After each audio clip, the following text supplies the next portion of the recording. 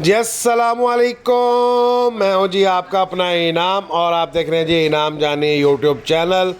उम्मीद करता हूं आप लोग सब ठीक ठाक होंगे। अल्लाह पाक हम सबको अपनी हिफ्ज़ व अमान में रखे, शाद रखे, आबाद रखे, मुल्क पाकिस्तान की खैर करे। तो जनाब आज 6 अक्टूबर 2025 और दिन हो गया जी आज सोमवार का।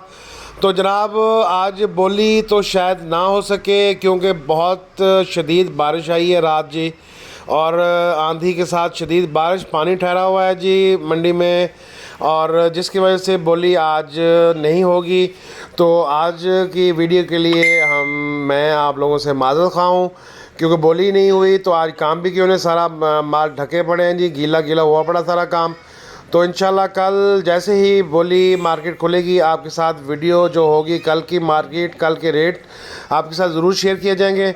उम्मीद करता हूँ आप लोगों को मेरी कावज पसंद आई होगी, और भाई जिसने मेरा चैनल सब्सक्राइब नहीं किया वो चैनल को करेंगे सब्सक्राइब। आने वाली हर वीडियो, हर अपडेट आपको टाइम और बर वक्त मिलती रहे जी। अल्लाह हाफ़िज़।